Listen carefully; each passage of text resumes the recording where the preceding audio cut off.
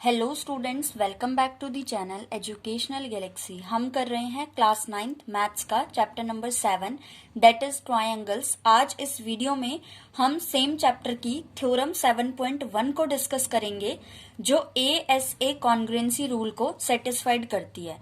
तो थ्योरम कहती है two triangles are congruent if two angles and the included side of one triangle are equal to angles and the included sides of other triangle। Means इसमें हमें बोला है कि suppose हमारे पास दो ट्रायंगल्स हैं और उन दोनों ट्रायंगल्स के जो कॉरेस्पॉन्डिंग दो एंगल्स है और उन दो एंगल्स के बीच वाली जो साइड है, सपोज ये तीनों आपस में इक्वल हैं तो दोनों ट्रायंगल्स आपस में कॉन्ग्रुएंट होंगी। ये हमें प्रूफ करके दिखाना है। तो सबसे पहले हम डायग्राम बना लेते हैं दो ट्रायंगल्स ताकि समझने में इजी हो जाए। तो ये यहाँ पर हमने दो ट्रायंगल्स बना लिए, triangle ABC and triangle PQR। Now question में मींस थ्योरम में हमें गिवन दे रखा है कि इन दो ट्रायंगल्स के दो एंगल्स, सपोज हम मान लेते हैं एंगल B जो है वो एंगल Q के इक्वल दे रखा है और एंगल C जो है वो एंगल R के इक्वल दे रखा है, और साथ में इन दोनों एंगल्स के बीच में जो साइड आ रही है मींस BC इक्वल है QR के। इतना हमें गिवन दे रखा है। तो पहले हम गिवन लिख लेते हैं। तो तीनों चीजें हमने गिवन में लिख ली, साथ ही टू प्रूफ भी लिख लिया। हमें प्रूफ क्या करना है, इन दोनों ट्रायंगल्स को कॉन्ग्रुएंट करके दिखाना है। Now student, most important step इस थ्योरम का जो है वो अब स्टार्ट होने वाला है, जिसमें बच्चों को बहुत कंफ्यूजन रहती है क्योंकि हमें इस थ्योरम में ASA कॉन्ग्रुएंसी रूल सेटिस्फाइड करना है। लेकिन किसकी हेल्प से करते हैं, हम करते हैं SAS side angle side property की हेल्प से हम इस वाले कॉन्ग्रुएंसी रूल को सेटिस्फाइड करते हैं इस थ्योरम में। और बच्चों को कंफ्यूजन ये रहती है कि जब angle side angle congruency rule है तो साइड एंगल साइड वाला क्यों लगाया। तो स्टूडेंट्स ध्यान से सुनना, हम इसलिए साइड एंगल साइड वाला रूल लगाते हैं इसमें क्योंकि वो एक एक्सियोम है। एक्सियोम ऐसी स्टेटमेंट्स होती हैं जिन्हें हमें प्रूफ करने की जरूरत नहीं होती, वो पहले से ही प्रूव्ड होती हैं। तो हम साइड एंगल साइड एक्सियोम का यूज करते हुए angle side angle congruency rule को सेटिस्फाइड करेंगे। तो इस वाली सिचुएशन में जरूरी नहीं है कि हमारे पास जो ये ट्रायंगल दिए हैं उनकी साइड, ये वाला एंगल और ये वाली साइड इक्वल हो आपस में, ऐसा तो जरूरी नहीं है। चलो ये एंगल और ये साइड तो हमें इक्वल दे रखी है, लेकिन इस वाली साइड का क्या, जो AB है वो PQ के ना तो इक्वल दिए, ना हमें पता है आपस में छोटी कौन सी है बड़ी कौन सी है। तो इस केस में तीन सिचुएशंस बन सकती है, उन तीनों को हम वन बाय वन प्रूफ करके दिखाएंगे। तो हमने यहाँ पे लिख लिया in this situation 3 cases can arrive. इस वाली सिचुएशन में 3 केसेस हो सकते हैं।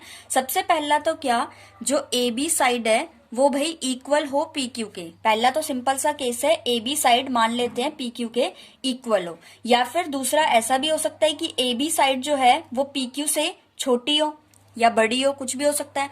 तो एक हम मान लेते हैं AB बड़ी है PQ से, और थर्ड केस में हो सकता है AB छोटी निकले PQ से।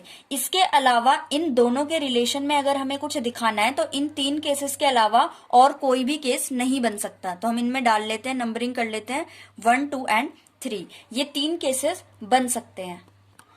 तो अब हमें क्या करना है, इन दोनों ट्रायंगल्स को वन बाय वन तीनों केसेस में कॉन्ग्रुएंट प्रूफ करके दिखाना है। तो उसके लिए हम क्या करेंगे, सबसे पहले केस 1 ले लेते हैं। तो यहाँ पे हम लिख लेते हैं केस 1, चाहे तो ये भी लिख लेते हैं जिसमें AB इक्वल है PQ के। तो इन दोनों ट्रायंगल्स में अगर हम सपोज करें कि ये दोनों साइड्स इक्वल हैं तो हम सबसे पहले लिख सकते हैं चीज AB इक्वल है PQ के। रीजन हम क्या डाल सकते हैं, Q इक्वल है क्योंकि हमने ये एज्यूम किया है।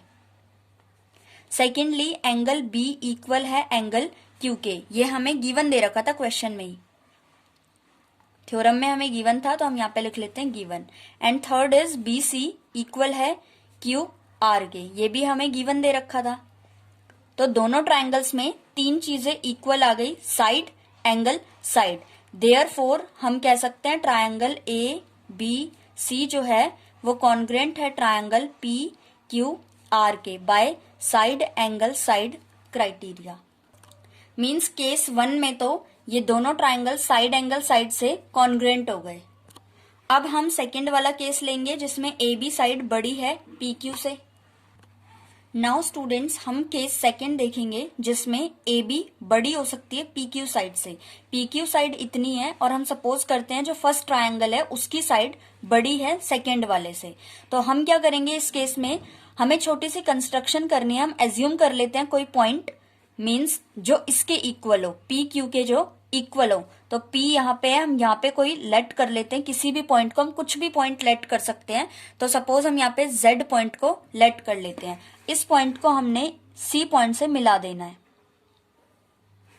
नाउ स्टूडेंट्स हम इन दो triangles means ZBC and PQR में देखें तो जो ZB लाइन होगी वो PQ के इक्वल होगी। क्यों? क्योंकि AB लाइन पे हमने ऐसा पॉइंट लेट किया है जो कि PQ लेंथ के इक्वल है। तो अब हम लिख सकते हैं केस सेकंड में, in triangle ZBC and triangle PQR। ZBC and PQR triangle में सबसे पहला ZB इक्वल है PQ के। क्यों इक्वल है? हमने एज्यूम किया है, या फिर हम ये भी लिख सकते हैं बाय कंस्ट्रक्शन।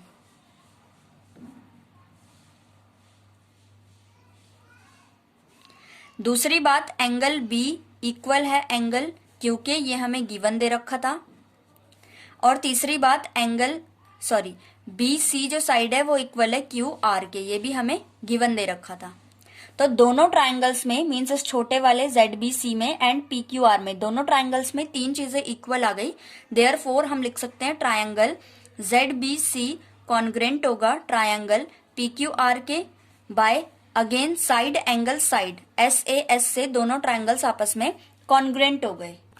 नाउ स्टूडेंट्स अगर ये दोनों ट्रायंगल्स कॉन्ग्रेंट है मींस इस वाले ट्रायंगल का ये जो एंगल है एंगल ZCB मींस इतना सा एंगल ये इस R एंगल की इक्वल होगा, क्योंकि दोनों ट्रायंगल्स आपस में कॉन्ग्रेंट है और ये दोनों एंगल्स इसके कॉरेस्पॉन्डिंग पार्ट्स हैं। तो हम लिख सकते हैं एंगल ZCB जो कि इस वाले ट्रायंगल का पार्ट है इक्वल होगा एंगल PRQ के जो सेकेंड वाले ट्रायंगल का पार्ट है by CPCT corresponding parts of congruent triangles. इसको हम इक्वेशन 1 लेट कर लेते हैं। दूसरी बात, हमें गिवन क्या दे रखा था, ये जो पूरा एंगल C है वो पूरा एंगल R के इक्वल है। मींस एंगल C को हम लिख सकते हैं एंगल ACB ये इक्वल है एंगल PRQ के PRQ, ये हमें गिवन दे रखा था। इस वाले को अगर हम इक्वेशन सेकेंड माने तो अगर हम इक्वेशन 1 एंड 2 को ध्यान से देखें तो दोनों का RHS right hand side same है एंगल PRQ।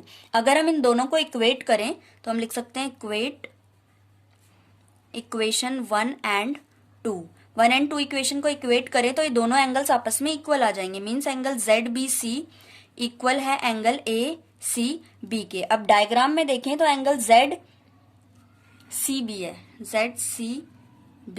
ZCB मीन्स ये वाला एंगल इक्वल है ACB के, मीन्स इस पूरे एंगल के। इसका मतलब ये जो इतना सा एंगल यहाँ पे बचा है ये कुछ है ही नहीं, और A एंड Z जो है ये दोनों एक ही पॉइंट है। मीन्स अगर A को हम स्ट्रेच करके ऐसे Z के ऊपर ले आए तो ये ट्राइंगल सिर्फ इतना है, ये ऊपर कुछ है ही नहीं। तो हम लिख सकते हैं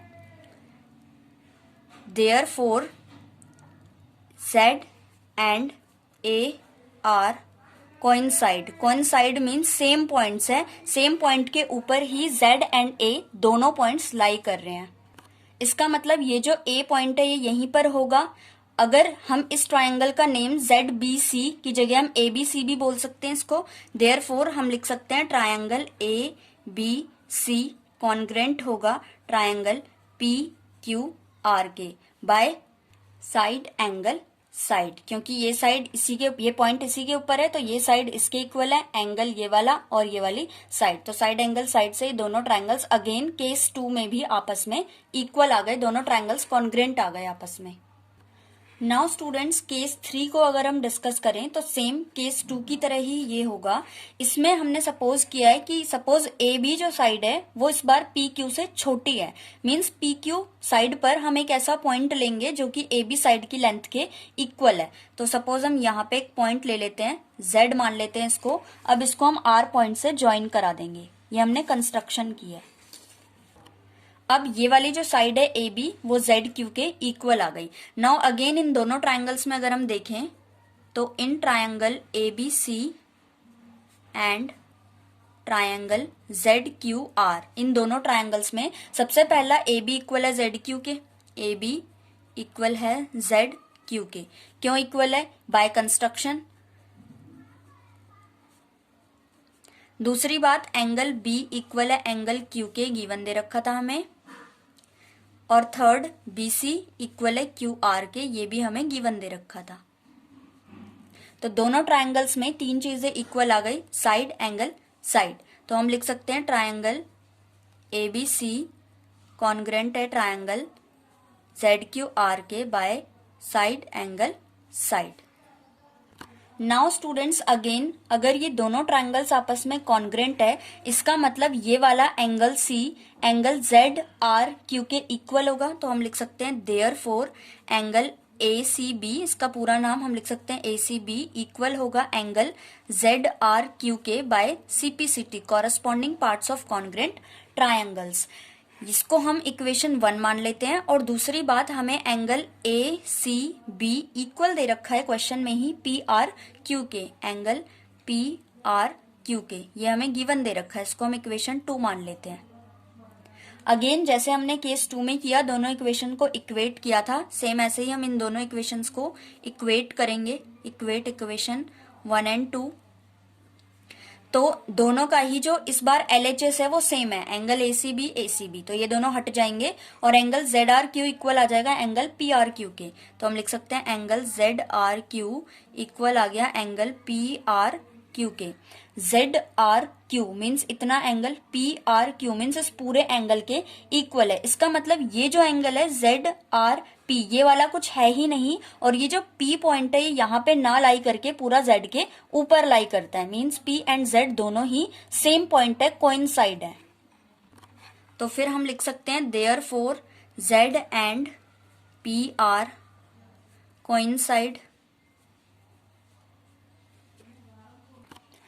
अब क्योंकि Z और P दोनों सेम पॉइंट है, इसका मतलब ABC जो ट्रायंगल है वो ट्रायंगल PQR का कॉन्ग्रेंट हो गया दोनों ट्रायंगल्स। तो हम लिख सकते हैं देयरफॉर ट्रायंगल ABC कॉन्ग्रेंट है ट्रायंगल PQR के by SAS, side, angle, side. Side AB equal है PQ के, क्योंकि P and Z same point है, तो P वाला पॉइंट यहीं पर आएगा। PQ इक्वल है AB के, और एंगल B इक्वल है Q के, BC इक्वल है QR के। तो साइड, एंगल, साइड से दोनों ट्रायंगल्स आपस में कॉन्ग्रेंट आ गए। नाउ स्टूडेंट्स, हमने तीनों केसेस में दोनों ट्रायंगल्स को 1 बाय 1 कॉन्ग्रेंट प्रूफ कर दिया, जब हमें दो एंगल्स और उनके बीच की साइड आपस में इक्वल दे रखी थी। अगर हमें इन तीनों में से अगर ये वाला एंगल नहीं भी दिया होता तो हम इन तीनों केसेस में प्रूफ नहीं कर पाते दोनों ट्रायंगल्स को कॉन्ग्रेंट। इसका मतलब इस पूरे प्रूफ से हमें एक बात पता चलती है कि अगर किसी भी दो ट्रायंगल्स में दो एंगल्स और बीच वाली साइड इक्वल हो तो वो दोनों ट्रायंगल्स हमेशा आपस में कॉन्ग्रेंट होते हैं, मीन्स उनके सारे कॉरस्पॉन्डिंग पार्ट्स आपस में इक्वल होते हैं। तो हम लास्ट में एक लाइन लिख सकते हैं, लास्ट में चाहे तो हम ये भी लिख सकते हैं therefore it satisfied ASA कॉन्ग्रेंसी rule.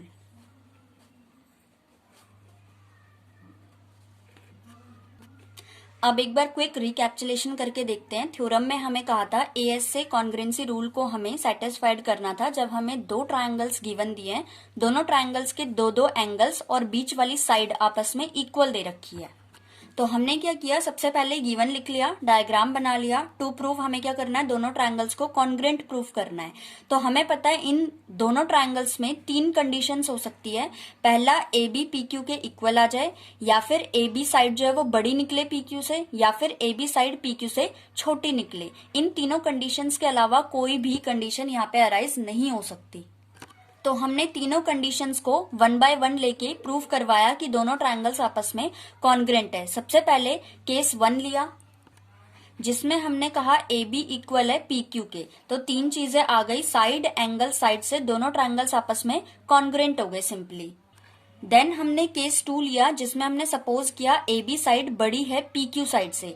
तो हमने ए बी साइड पे एक ऐसा पॉइंट लिया जो कि पी क्यू साइड के जितना निकले, मीन्स जेड से लेके बी तक का डिस्टेंस पी से लेके क्यू तक के डिस्टेंस के इक्वल निकले, उसका नाम हमने रख दिया जेड। उसके बाद triangle Z B C and P Q R दोनों ट्राइंगल्स को कॉन्ग्रेंट करवाया। कॉन्ग्रेंट करने के बाद इनके जो कॉरेस्पॉन्डिंग एंगल्स थे, means angle Z C B equal करा पी आर क्यू के बाय सीपीसीटी, और दूसरी बात angle A C B P R Q के इक्वल हमें ऑलरेडी दे रखा था क्वेश्चन में गिवन। इसका मतलब ये वाला जो इतना सा एंगल था वो इस पूरे एंगल के इक्वल है। इसका मतलब जेड सी ए कोई एंगल ही नहीं है, ये 0 डिग्री का एंगल है। इसका मतलब ए पॉइंट जेड के ऊपर ही लाई करेगा। इसका मतलब ये दोनों ट्राइंगल्स आपस में अगेन कॉन्ग्रेंट आ गए। ट्राइंगल एबीसी कॉन्ग्रेंट आ गया ट्राइंगल पी क्यू आर के।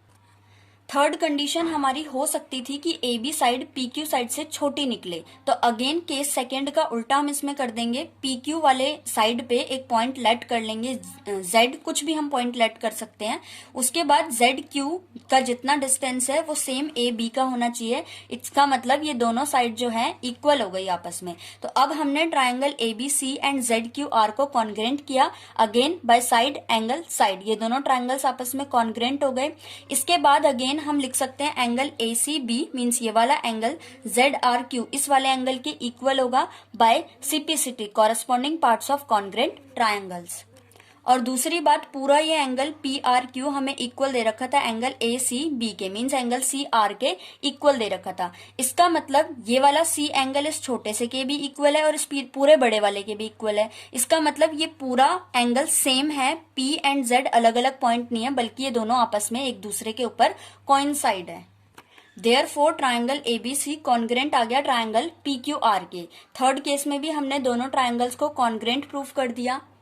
अब स्टार्टिंग में मैंने एक बात बताई थी कि इन दोनों साइड्स को इन 3 केसेस के अलावा और कोई सा केस नहीं बन सकता। मींस या तो दोनों साइड्स आपस में इक्वल हो सकती है, या फिर एक बड़ी हो दूसरी से, या फिर दूसरी वाली बड़ी हो पहली वाली से। तीनों केसेस में हमने प्रूफ करके दिखाया कि चाहे कुछ भी केस रहे, ये वाली साइड चाहे इससे बड़ी हो, चाहे छोटी हो, चाहे इक्वल हो, ये दोनों ट्राइंगल्स हमेशा आपस में कॉन्ग्रेंट आएंगे जब हमें 2 एंगल्स और उनके बीच वाली साइड गिवन दे रखी हो कि आपस में वो इक्वल है।